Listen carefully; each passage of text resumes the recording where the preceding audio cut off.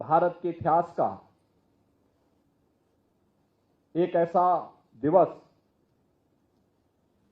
जो हर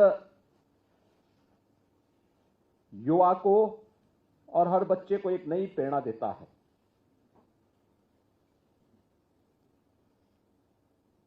गुरु गोविंद सिंह जी महाराज के 4 साहबजादों ने देश और धर्म की रक्षा करने के लिए जो महान बलिदान दिया, उस महान बलिदान के प्रति कृतज्ञता ज्ञापित करने का दिवस है। साहबजादों के प्रति सम्मान का भाव व्यक्त करने का दिवस है वीर बाल दिवस।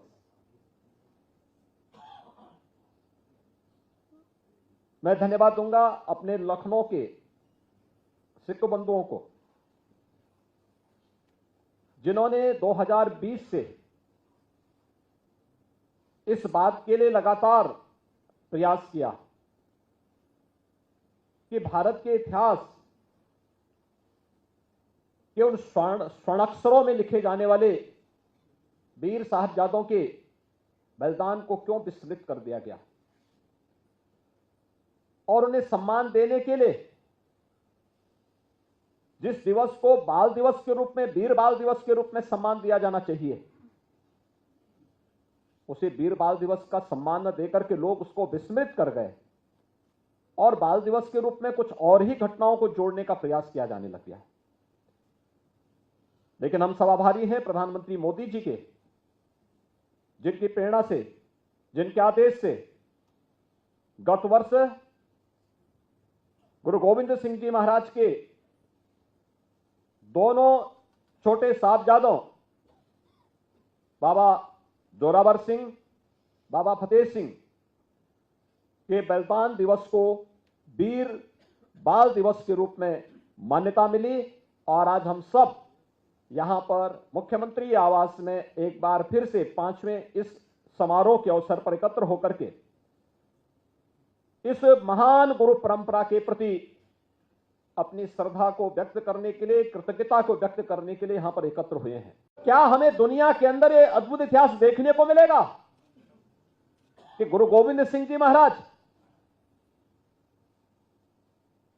एक शहीद पिता के और शहीद साहबजादों के पिता, यानी शहीद पिता के पुत्र हैं, लेकिन 4 शहीद साहबजादों के पिता भी हैं। ये कहीं दुनिया के इतिहास में कहीं देखने को मिलता है, और यह भी देश और धर्म के लिए। खालसा पंथ की स्थापना करते समय भी गुरु गोविंद सिंह जी महाराज ने ही बात कही थी, सकल जगत में खालसा पंथ गाजे, जगे धर्म हिंदू सकल भंड भाजे। भाइयों बहनों, ये हम सब के लिए एक नई प्रेरणा है, एक नया आदेश है, एक नया संदेश है। सब कुछ गुरु ग्रंथ साहब में ही समाहित करते हुए उस दिव्य ज्योति ने हम सब के लिए एक नई प्रेरणा दी। गुरु गोविंद सिंह जी महाराज के 4 साहबजादे, बाबा अजीत सिंह, बाबा जुझार सिंह, बाबा जोरावर सिंह, बाबा फतेह सिंह अपने आप को बलिदान करते हैं। और गुरु गोविंद सिंह जी महाराज, जो मैंने कहा एक दिव्य ज्योति थे, दिव्य पुंज, ज्योति पुंज थे। उन्होंने उस समय घोषणा कर दी थी कि मेरा काम हो गया, अब मुगल सल्तनत की उल्टी गिनती शुरू हो गई है। और आप देखते होंगे गुरु गोविंद सिंह जी महाराज की स्मृतियों के प्रति, उनके प्रकाश पर्व पर वीर बाल दिवस के कार्यक्रम में हम सब आज भी, कल भी, हर व्यक्ति इसके साथ जुड़ा हुआ है, इस आयोजन के साथ जुड़ रहा है, पूरा देश जुड़ रहा है। आज दिल्ली में प्रधानमंत्री जी स्वयं इस कार्यक्रम में भागीदार बने। लेकिन मुगल सल्तनत के हुक्मरानों के घरों में कोई दीपक जलाने वाला नहीं है, पूरी वंश परंपरा स्वाहा हो गई है, कोई पूछने वाला नहीं है। उन्होंने अत्याचार किए थे, उन्होंने शोषण किया था, उन्होंने उस समय जिस प्रकार की बर्बरता ढाई थी, उस बर्बरता के खिलाफ एक आवाज थी। और दिव्य पुंज के रूप में, दिव्य शक्ति पुंज के रूप में, दिव्य ज्योति के रूप में गुरु गोविंद सिंह जी महाराज ने वह कार्य एक नई प्रेरणा के रूप में हम सबको किया। भारत का इतिहास इस देश से बहुत समृद्धशाली है। और सचमुच जब मैं इन बच्चों को देखता हूं, हम लोगों को लगता है कि वास्तव में उस समय भी गुरु गोविंद सिंह जी के चार साहबजादे भी लोग लालच दे रहे हैं, औरंगजेब के सूबेदार उन्हें लालच दे रहे हैं, हर प्रकार का लालच दे रहे हैं, धमका रहे हैं, क्रूरता की हदों को पूरा कर रहे हैं, लेकिन कोई अपने संकल्प से हटा नहीं। और यही तो भारत का इतिहास है। हमारी युवा पीढ़ी के सामने, हमारे स्कूली बच्चों के सामने इतिहास आना ही चाहिए। साहबजादा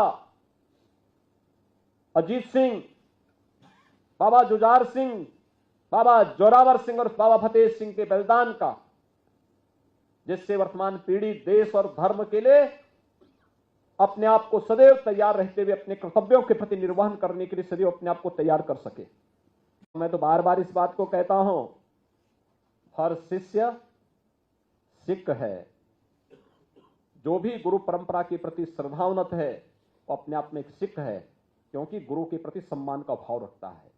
और हमें इस परंपरा को और मजबूत करना है, जितना कुछ हो सकता है। गौरवशाली परंपरा, आने वाली पीढ़ी सीखे पौरुष और पुरुषार्थ क्या होता है, परिश्रम कैसे किया जाता है, हमें उससे नहीं हटना है, क्योंकि हमारी पहचान है।